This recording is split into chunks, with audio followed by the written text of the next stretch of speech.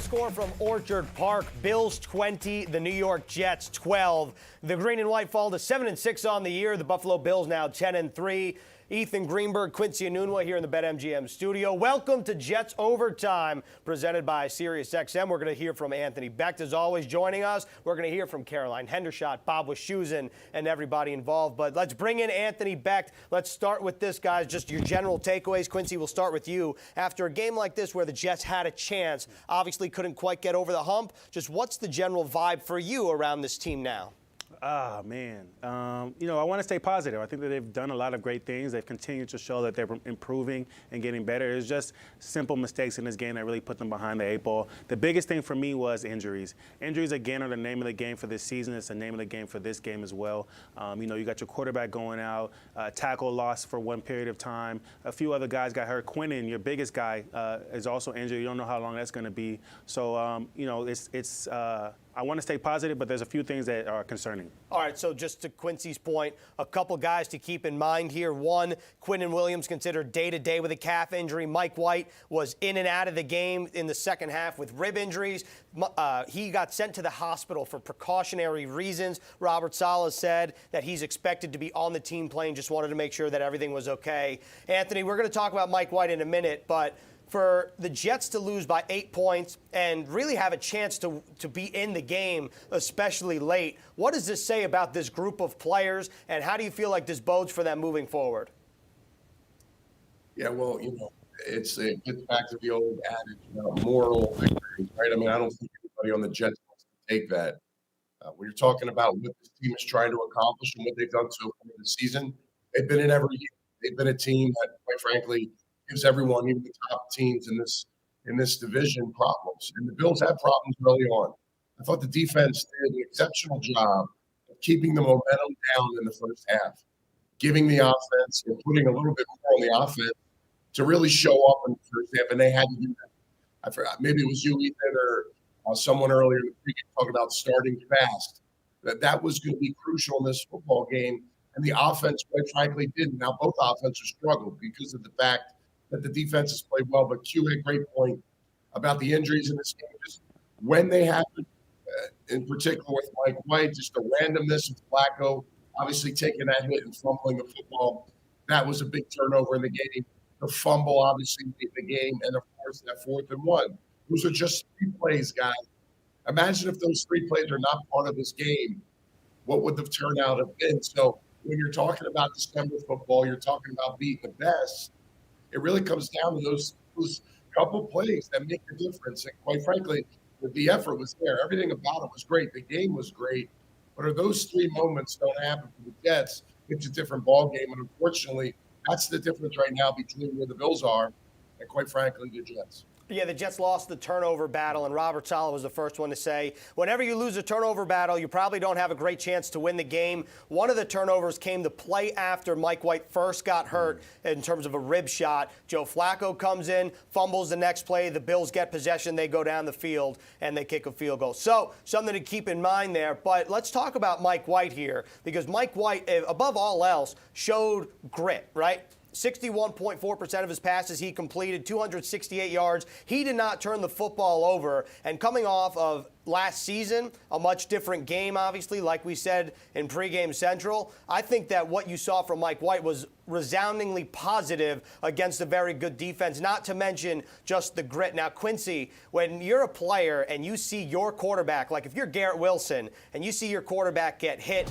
and take shots, what does it say about him as a player, and what kind of fight do you now want to show him that he comes back in the game and he continues to play through injury? Yeah, I mean, just as far as a quarterback, you love to see that. That's one of the things that you want as your quarterback. I think a quarterback is one of those positions that can be taken care of a little bit too much. So when a guy goes out there and he's taking big hits and he's still able to get back in the fight, it makes you feel closer to him, because as a receiver, as a running back, as any of those other positions, you're out there taking hits for this guy. So to see him taking hits as well and still coming back in the fight, that's encouraging.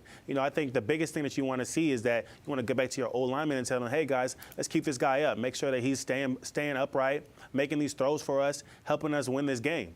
tweeted that Dwayne Brown had spoke to the media after the game. He went up to Mike White, and remember, this is Dwayne Brown, somebody that is also playing through injury, and said, listen, I appreciate you, and I appreciate all that you showed today in terms of his grit. Anthony, what did you think about the way that Mike White threw the ball and the way that he operated the offense, especially late in the game when the Jets had a chance to score a touchdown and then, of course, elected to kick a field goal?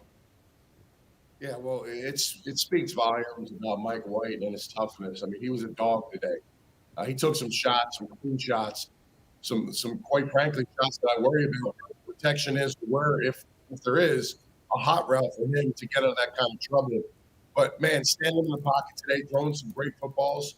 He had some really nice deep outs to Garrett Wilson today, just pinpoint accuracy, and you could tell that pressure did not faze him throughout the football game. He's got a little bit of that it factor right now, which is good. He's got confidence in his ability, and he knows where to deliver the ball. It's all about, for the quarterback, ball placement. Quincy can tell you that a million times. Where the ball gets placed as a receiver, where you can catch it, where you know it's going to be. A lot of that you saw today in this football game. Quite frankly, if you're going to pick a little bit about what went on today, is maybe 2 or 3 throws, or maybe throws he didn't make, that he probably could have got rid of the football. Pressure was coming, rolling out of the pocket, took a couple sacks, throw the ball away, protect yourself. But other than that, man, this kid who had a little bit of run support with Bam, who haven't even begun to talk about yet in this broadcast, was nice to see a good balance today. And I thought the game plan was pure. It just wasn't good enough to get anything going in the first half. And quite frankly, that was a big part of the game as well, because of the fact that defense was able to shut down the Bills in the first half, other than that last drive. Yeah, and we're going to talk about Bam Knight. He led all running backs in terms of rushing yards. Bam Knight continues to be a spark for this Jets offense. Quincy, in terms of injuries, obviously a lot of eyes go to Mike White because he's the quarterback. A lot of eyes go to Quinnen Williams, who had 2 sacks before he exited the game, and we're going to talk about his performance more in depth. But what about the absence of Corey Davis, in your eyes, changed potentially the way the Jets offense was operating? Because on the play that he got hurt, he had a big conversion, a big reception, and then looked like he got a knee to the back of the head. Yeah, and I think it's one thing that I've continued to talk about is that Corey Davis is actually an important part of this offense. He's a guy that you can put in there. He'll put his nose into play on a run play, and then he goes out and makes great plays, big plays, one of the big play receivers, surprisingly, right? Because you got a lot of talented receivers, and Corey Davis is the guy that's making the most big plays. That's a guy that is super important for this team, so it's unfortunate that he's out now. You know, now you got to have somebody else come in and try to do both of those things that he does so well, and that's hard to do. You're really going to have to separate the responsibilities. So, you know, hopefully he's not out for too long, but that's a guy that's really important for this team. You know, it's interesting when you take a look, and we're going to take a look at the game summary numbers, just how the discrepancy in terms of the yards that the Jets had, the yards that the Bills had. The Jets, all things considered, pretty good in terms of overall yardage. 309 net yards. The Bills only had 232. The Jets converted 8 of 17 on third down compared to Buffalo. That was 2 of 13 on third down. And when you're taking a look at the game summary, the Jets resoundingly had better stats. So I think that that's something interesting to note moving forward. But again, this is, I wouldn't say a missed opportunity for the Jets, but if you're a fan, you probably are feeling, to Anthony said, no moral victories. You're feeling a little bit happy that the Jets were in this one late. Well, all right, so let's keep going on here, where for this Jets defense, Quincy, or let's go to Anthony. For the Jets defense, what did you think about the way that they held up specifically in the first half, and also giving them a chance to win in the second half late by making a big play from C.J. Mosley, knocking away a pass from Josh Allen to Dawson Knox? Yeah, you know, I'll be honest with you. I thought Josh Allen stunk today. And it wasn't because he did anything bad. He really didn't have any answers for the Jets defense. Like, it's a real problem, and he knows it too. Like, the early part of this game that you mentioned, the first half, he really had no answers with his arm in the passing game. Everybody was locked down. Nobody was available for him to throw the football to. He was off as a passer. You know, he had a couple runs with his legs that, okay, looked great, but he wasn't the same kind of runner he was in the first week. So, you know, to me, the Bills, I mean, you should show those numbers. They absolutely did nothing today offensively that helped them win this football game. The one thing they didn't do, though, is they didn't turn the ball over. Yep. And it comes down to that two close teams, right? Two very close teams that when you look at what they're doing in the game, the defenses are playing well. Who's going to be the first one to make the mistake? And it just came with the fumble late, obviously, by Michael Carter, who came in on a quick relief for Ban. The ball pops out. You have to secure the football. It cannot happen in the fourth quarter of a game like that when you're coming back and the team is offensively feeling it a little bit on that drive. You're feeling like they took control offensively in the second half in the game, in particular the first drive out of the gate. Like, okay, they made some adjustments, they figured some stuff out. And then you go back to the Joe Flacco fumble, and of course the 4th and 1. Who knows what would have happened on that if they would have just ended up punting it or calling timeout. They obviously weren't going for it in that play, but it was a hell of a play, man. I got to give the Bills credit. That was legit good. You know, you saw C.J. Mosley kind of laughing in that moment. In the moment, it was because he's clearly trying to make a play and go off instincts. But that really was a killer because it led to the continuation of that drive and got the Bills a little bit in a flow to score. So, those are the things that comes down to those 3 plays, guys. But I just really think the Bills did anything offensively today that you would have said, all right, they deserve to win this game, but they didn't make the crucial mistakes. That's a great point, Anthony. And, we're taking a look right now at Garrett Wilson. This is a silver lining and a loss for the Jets, surpassing Keyshawn Johnson's rookie receiving yard record as a rookie, of course. Garrett Wilson had 78 yards today on 6 catches that led both teams and, of course, led the Jets. And let's hear from the rookie receiver. Did Mike White say anything to you when he came back into the huddle? I mean, he ain't need to say nothing. We knew he took, some shots, and he's still battling out, coming back out there, to try and help us out.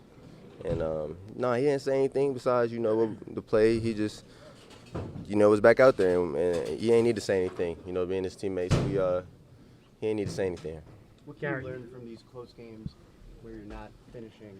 What can you learn moving forward that'll help you in close games against good teams the last 4 games of the season? Yeah, it's a good question. Hopefully a lot. Hopefully we're learning a lot. Being a young dude out there, I feel like I'm learning every snap. I feel like I'm getting information every snap, and we got to be able to make adjustments like they did and come out and be hitting on all cylinders all of a sudden. After maybe stalling out in the first half, we got to do things like that, and I think we will. I think we will in due time here. Garrett, you broke the record for rookie receiving yards in Jets history, passing Keyshawn. What does that mean to you?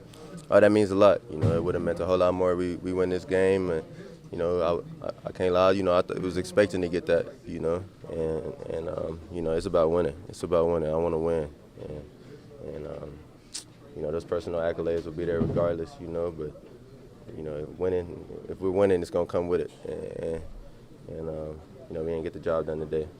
That was Jets rookie receiver Garrett Wilson. Welcome back to Jets Overtime, presented by SiriusXM. Ethan Greenberg, Quincy Enunwa. Let's bring in Anthony Beck. Jets fall 20-12 to the Buffalo Bills in Orchard Park. Now let's take a look at the turning point. And Anthony Beck, you kind of talked about this. It's the 4th down play before the half. You're going to see C.J. Mosley right there, right on midfield, try to pull his best. Troy Polamalu tackling Dawson Knox. However, Dawson Knox never received the snap. And Robert Saleh, after the game, said that this tight end direct snap, has been in vogue in the NFL. And the Miami Dolphins in Week 5 got the Jets on a play very similar to that one. Now, that's right before the half. Obviously, the Bills are in their own territory, 4th and 1. The Bills then go down the length of the field, and they score a touchdown. All right, and when they score a touchdown, they take a 7-0 lead right here on Dawson Knox's touchdown, and that right there gives them a lead. That's the first touchdown of the half. Before that point, there were 10 straight punts from the Jets and the Bills combined. Quincy, from your perspective, when you get behind, especially late half scenarios, what does that change maybe offensively, and how does that kind of change your general mindset?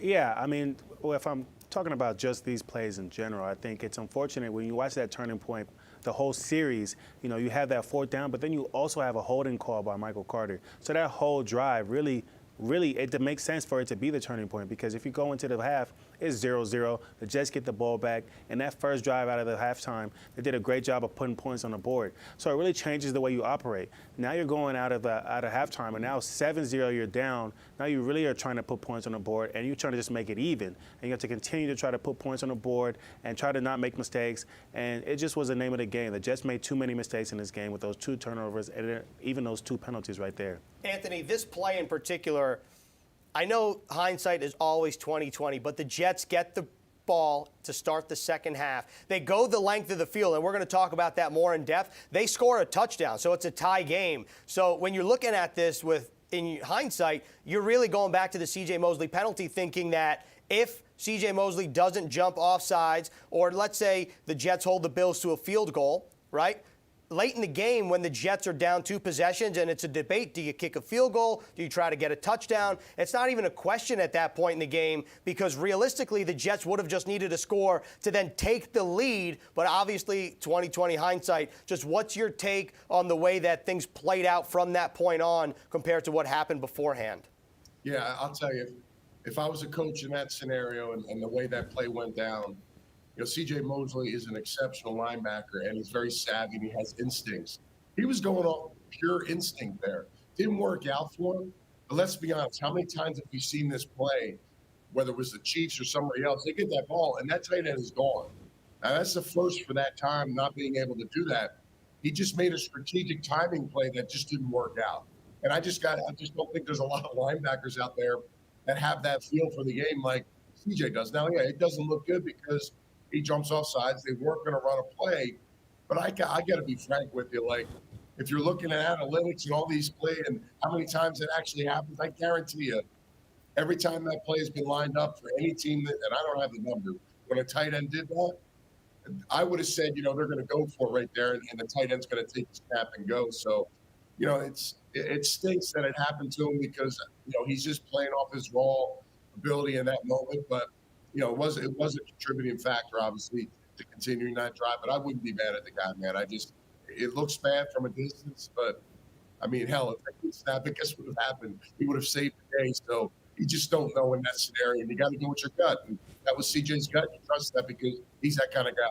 And obviously, it's so easy for us to sit here and put all these different plays under a microscope. But when you're taking a look at the scoring summary, the Dawson Knox 24-yard reception gave the Bills the lead. The Jets respond. Then the Bills respond. They go up 14-7 before kicking 2 field goals. And then the Jets get the punt blocked by Jermaine Johnson for a safety, and then wrapping things up with a Greg Zuerlein field goal. When they had the opportunity to either go for it on 4th and 1 and try to get a touchdown because they were in striking distance, the Jets elect to go with Greg Zuerlein instead.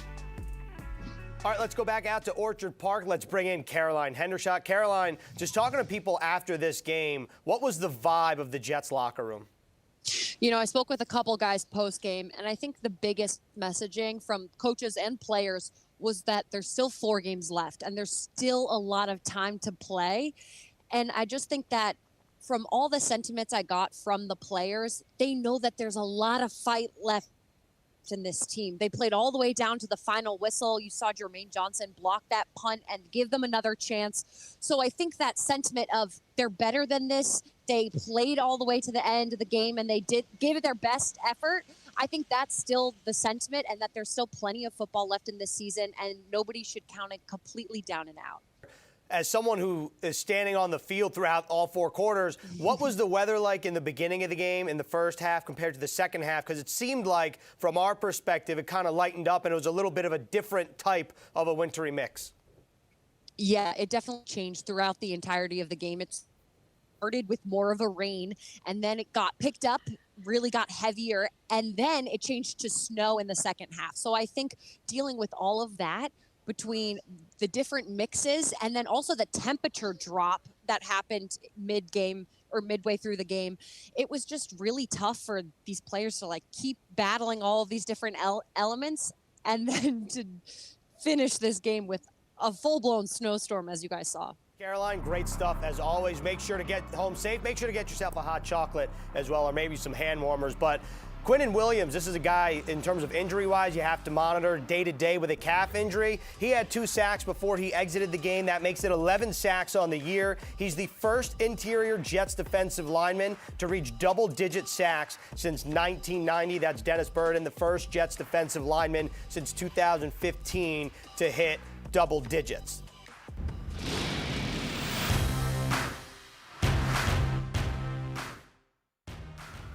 And for more on Quinnen Williams' performance, let's go into our breakdown powered by Microsoft Surface. All right, so let's get into it. Thanks to Microsoft Surface right here. So what I want to point out here, we're going to stop it right here. What I want you guys to see is the great plastering of the receivers by our Jets DBs. You got everybody on there, man. Everybody's watching. This is a man coverage right here, making sure that Josh Allen has nobody to throw to. So right now, Josh Allen is looking for somebody, but he already has nobody to throw to, and he has somebody in his face. Great job by Bryce Huff, dipping and ripping to get underneath and cause havoc. And one thing you love to see about the Jets defense is they're always swarming. I'm going to show this backside. This is a big thing, right? You got C.J. Mosley in the back end, quarterback spy, making sure he's looking and seeing if Josh Allen has anybody to throw to, but you also have these guys here swarming on Josh Allen, making sure he has nowhere to go. Great job. Quinnen Williams ends up with the sack here, but you really could have given it to Bryce Huff. You could have given it to C.J. Mosley because all these guys are playing hard and trying to get to the quarterback. Josh Allen had a season low in passing yards in Week 9. Then he had now a current season low against the same New York Jets defense. Very good defensive strategy and very good execution, especially in the secondary, and one big play from Sauce Gardner. Exactly. So on this play, you're going to see Sauce Gardner, but really it's another team effort. Again, this Jets defense does a great job of swarming. So we're going to let it play. Josh Allen has no pocket. Now he has to escape the pocket. He has to find a new place to go to. And in this play, the Jets are in zone. It's not a man play here. So everybody's staying in their zone. It's a cover 3 zone. And when you see this play, I'm going to let it run. You'll see Sauce make a nice play, and he was behind. Usually he should be in front, but he got out of position on this play. But let me show you why. So he knows there's a guy coming into his zone right here. So he pauses. You watch him here. He has a little bit of a hesitation because there's a guy coming into his zone right now. But thankfully, they have great communication in the back end. You got Michael Carter in here getting ready to take this man so that Sauce has his ability to run in and make a play, and it's a great play by him. Again, I always say this, Sauce Gardner does a great job of finishing on the play. No matter what's going on, he doesn't panic. He just makes sure his hands are in the right position, and then you got the rip. So it's a great play by our number 1 DB, Sauce Gardner. And Sauce Gardner leads the NFL in pass defenses. This is a very good reason why, very good explanation why. Another guy that had a very timely PD, that's C.J. Mosley late in the game, and Bob Wischusen caught up with him. CJ, let's start with the courage of your quarterback. You've been a veteran in this league for a long time. They just took Mike White, precautionary, but to the hospital in an ambulance after he came back in the game twice. What does that mean to this team? It means a lot, honestly. Just to be our quarterback, to be our leader, to go out there and just risk his bodies for his brothers and to win. It just says a lot. Obviously, I'm not even sure what's even going on, so I really hope he's okay. I really didn't even see him go down the first time, man. That's just the type of game it was today, man. It was a very, very physical game. The football weather, it was everything was going on, but the fight that we brought, the not giving up, all that good stuff. But at the end of the day, man, you just gotta appreciate the people that you play with when you get in these type of moments in these type of situations. You appreciate your coaches, you appreciate everybody that puts you in the right spot in the right situation to be able to play this game, and you just gotta go out there and try to play your best for your brother. That 4th down play where you leapt offside, what happened on that play? What did you see? Obviously, you were trying to anticipate. Yeah, I try to channel my inner Troy Polamalu. It was in a quarterback sneak look. And this year, more than any, a lot of teams like to motion receivers or tight end or anybody else to do a sneak. So I just took a shot when I thought I had one. So if it would have worked out, it would have been the best play ever. So, but it just didn't. How about the way this game played out? You guys, 2nd straight week, get the ball down 1 score on the road against a really good team. I know there are no moral victories in this league, but is there something that you guys continue to take out of the way that you fight through these games? We really just gotta look at the big picture at the end of the day. We was down 0-0, the whole first half. They got the score at the end of the half, we scored coming out, but we allowed them to score right back. So when you start to see how things work at the end, you always want to look back and see what you got you there. So I really felt like we played a really good football on all sides of the ball. Special teams got a big pump block at the end. But the biggest thing for us, nobody was on nobody was on the sideline, head down, worrying, thinking it's over. Especially on the defensive side, when it was 7:20 before the pump block, we were saying, hey, there's a lot of football left. It was still 11 minutes to go in the fourth. So, man, we already knew we just had to get back on the field, stop them from scoring, and give our offense a chance. And that's what we did, and unfortunately, it just didn't work out. CJ, thanks for the time. Appreciate it. Yes, sir. Thank you. Welcome back to Jets Overtime, presented by SiriusXM. Again, the Jets now 7-6 after falling to the Buffalo Bills 20-12 in Orchard Park. All right, it's time now for our report cards. Anthony Beck, let's start with you. Offense, defense, special teams. What kind of grades you giving out? Yeah, offensively, I got to give the offense a C+. I think, when you look at the first half of this football game, they weren't able to really get anything going, and I thought that was tragic because of the effort that the defense gave early in this football game to really keep the momentum in the crowd out of it. So the two fumbles were critical in this football game. They were a difference maker. I thought Mike White was on his way to having a really good game in the second half, but obviously with the injuries and the circumstances, again, those are the things that take away from the potential of this game being really close. Defensively, B, as good as they played in the first half, you had the jump off sides, which again, I'm not going to give that on CJ too bad. I thought he made the right decision on making that play, but it did lead to a score. You got to like the offense bouncing back and score right after that. I think that next score was the most important one because the defense had been playing well. You let the Bills answer, and that kind of gave them a little bit of momentum. But the Bills didn't make any mistakes. The Jets weren't able to force turnovers. They weren't able to do anything in the sense to take the ball away and steal some field possession. So I just think a B is about where they deserve. And then special teams, you get the block punt, a couple punts, obviously. Berrios didn't mishandle one, but if you catch two of them instead of letting them bounce, you stay away from those scenarios. But again, it's all about field position. I thought the Jets did a good job of controlling that in this game. But what did the Bills do is my question to win this one. They just didn't make two mistakes. Yeah, with Braxton Berrios in the beginning of the game, the first two punts, he let both of them go over his head. One nearly hit him, which then obviously Buffalo could have recovered, and then the Jets were pinned back deep. Quincy, what about you? Where are you going with your grades? As I look at my grades again, I feel a little off about them, but, I'm going to go with them for now, right? So on offense, I gave them a C. I think in any other game, if I look at these stats, if I look at everything that happened throughout this game, I'll probably give the offense an A. But in this game, it's a C because of so many different things. Penalties killed them. Turnovers, 2 turnovers in this game. Those are costly turnovers. One turnover, Flacco came in and immediately fumbled the ball. Then you got Michael Carter running down the field. You're in field goal position. You could have scored a touchdown, and you fumbled the ball away, just killed the whole drive, and that was an opportunity to put them in a better position to win this game. So because of those things, I gave the offense a C. Then I want to talk about the defense. The defense could have easily gotten an A here as well. But again, it's penalties here. The penalties killed this team. You had 2 big penalties on one drive, that just cost them a touchdown going into the halftime. So I gave the defense a B. I definitely could have given them a better grade in any other game again, but with the loss, I just have to drop them down. They really stopped Josh Allen. They really stopped Stephon Diggs. So they really had a great game overall. There was just too many things that made this game too close. The Bills did nothing to win this game. It was all the Jets losing this game. And then on special teams, an A-. The only reason for that is, there was a couple plays on the punt team, the punt return team that just, Braxton Berrios was a little too close. But when you get a blocked punt that turns into a safety, you're always going to stay in that A field for me.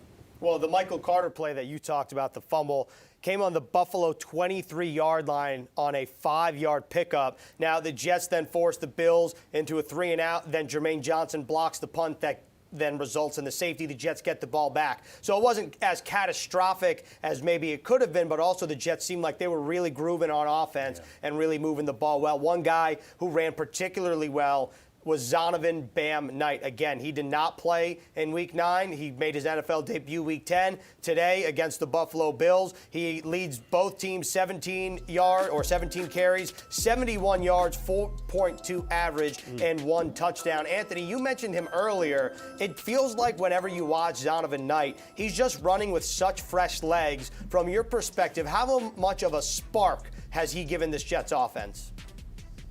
You know, it's amazing. You know, I'm head coaching in a league of the XFL where guys don't get these chances. And here's a perfect example of a guy that, because of an injury, quite frankly, he's on this roster and gets a chance to play. You know, I'm proud of him. I'm glad, and because he may have been a lost player that just kind of went on his own way, maybe not gotten picked up, and who knows? I mean, you just don't know. He probably would have just came back on a futures contract with the Jets because they did like him as a player and he had a good preseason. But he's getting significant minutes now, and he really looks the part. He should have been a drafted running back. Let's be honest, guys. I mean, had he not taken, he would have said, "No, we got him in the third round of the draft." Would you be happy with him? Absolutely. I mean, the guy breaks a tackle on every freaking play that he gets. Right. It's really fun to watch. And as you know, he runs a little high, which I worry about. But again, he's just a hard back to bring down. And another thing I was scratching my head is, why was Romo kept calling him Bam Bam? It made me, I tell you, it's hard to listen to that entire game because that's not what we call him. But I'll tell you, he was worthy of being spoken about in this game. And really since he stepped in, because he's been a heartbeat. He looks like a guy, too, that's an every down guy. I mean, quite frankly, the only reason I would take him out is just to give him a break. So he has really led the charge offensively. He runs hard and he breaks tackles. Really a good formula for being a good back. He's done a nice job with his opportunity. Just like other guys, when they get hurt and they have to step up, he's taking advantage of it. In terms of Tony Romo and Bam Bam, it's definitely got to be a Flintstones reference, I would imagine. But I will say I found it kind of interesting that Ty Johnson did not get any snaps after he's been working his way into the rotation the past couple weeks in terms of the backfield. Only Zonovan Bam Knight and Michael Carter, the only 2 players on the Jets to have any rushing touches. And Caroline Hendershot caught up with Knight after the game. Here with Bam Knight. Bam, what was Coach Saleh's messaging at the end of today's game to the team? He said we got 4 more. He said we just got to take these next 2 days, get our body back right, and just get ready to go on a 4-game stretch. The offense seemed to really turn things around at halftime. They came out on that first drive and got all the way down the field, getting the touchdown. What was that change at halftime? Nothing, honestly. We just came out, ran the same plays. It was just better execution. Like they told us we have to go out here and keep executing. The line had to be better on the blocks. Running backs had to be better on their read keys. Everybody just had to be better overall. So we took that to heart and went out there and executed. You were able to find the end zone on that one, getting your first NFL touchdown. What did you see on that play that allowed you to get open and find that end zone? Just running, to be honest with you. The line, they did their job blocking, and I just made the read and cut it off of it. It wasn't anything special. Like I just trusted my line up front and just went with it. Now, I know it wasn't the result you wanted today, but what does it say about this offense's fight? Mike White getting injured, coming back in, everybody not quitting up until the final whistle. What does it say about this team? Yeah, this is an unbelievable team. Special. Like, no matter who's in, like Mike, Zach, Joe, doesn't matter. It's not a drop-off. Like, everybody, we got full depth at every position. So, like, it's not a drop-off. You know, everybody comes out with energy and stuff. Even last week against Minnesota, you saw that we came out. We kept playing to the end. Like, that just shows that we're capable of it. We just have to come out and just execute earlier and find a way to, like, get it done earlier. Awesome. Thanks Great for your time, stuff from Bam Knight. And as Caroline said, that was Bam Knight's first NFL touchdown, the 13-yard scamper. This is an updated look at the AFC standings. The Bengals 9-4, the Ravens squeaking out a win over the Pittsburgh Steelers. They are 9-4, so that maintains status quo. Now, the big game of the day comes with the 6th seed and the 9 seed. The Miami Dolphins tonight go to the LA Chargers and take on LA. Now, Anthony, let's start with you. We talked about this pregame. The Jets sitting there at 7-6. The Chargers at 6-6. If you're a Jets fan, where is your rooting interest tonight? Yeah, you know, I think things change now, right? I think when we talked about it earlier, those division will clearly now, it looks like Bills are going to be in line for winning the division. So, you're probably saying, well, you want the Dolphins to win, in my opinion. I mean, let's eliminate the Chargers from this thing. I think it's going to be tough for the Dolphins tonight. They ended up staying in California for the week.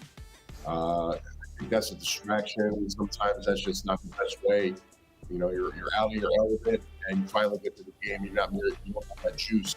So we'll see how they react to this. And then you got the Patriots, who, quite frankly, on Monday night, does anybody think that they're a sure lock against Arizona? I mean, in Arizona, Kyler Murray, who knows who shows up in that one? I mean, he could take the game over with his legs. So let's eliminate both of those factors. Let's cheer for the Dolphins tonight. I know it's tough to hear, tough to say, but I think that's the position you want right now. You're a Jets fan.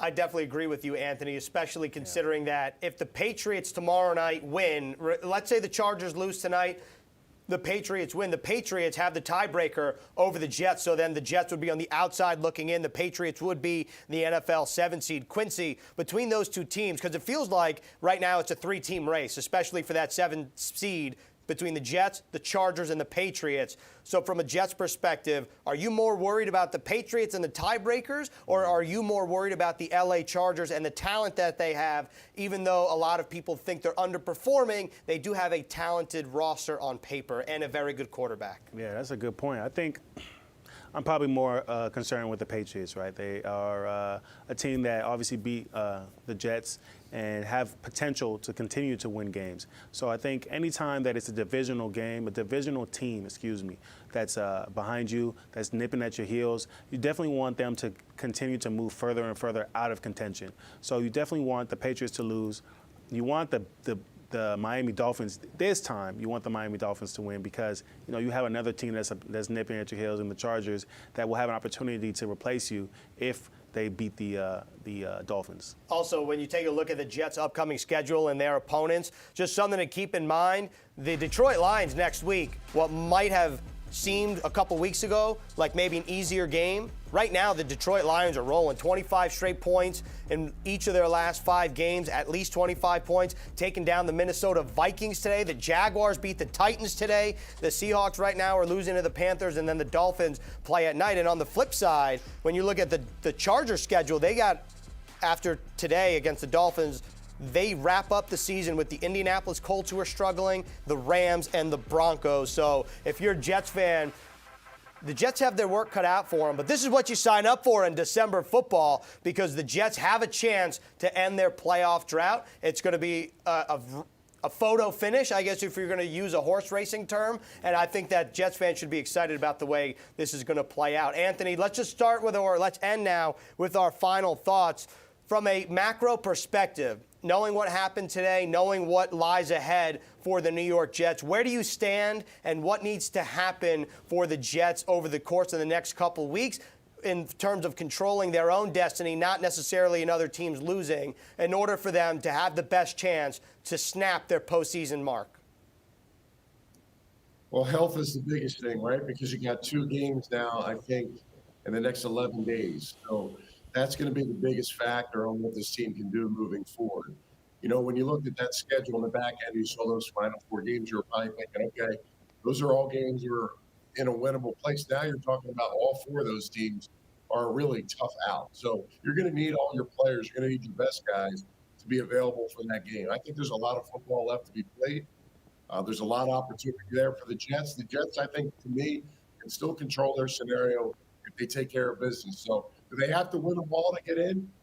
I would probably say at this point, yes, being that it's so aligned the way it is, anything can happen, but take them one at a time. They're all winnable games for the Jets. You got to feel good. If you're going against the Bills, you beat them once, you didn't do anything, or they didn't do anything really against you.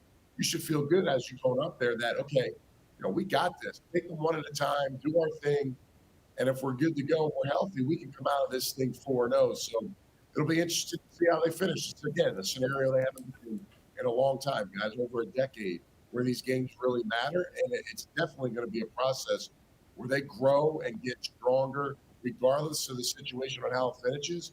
This is a great scenario for Jets fans to see their team be in right now. This month matters to them. Anthony Beck, great stuff as always. We will talk to you next week, but let's wrap up with you, Quincy. All right? what's your temperature check in terms of where the Jets stand right now? And also, if you're just joining us, Robert Saleh did say Mike White, who went to the hospital for precautionary reasons, will start for the Jets next week, assuming he's healthy, against the Detroit Lions.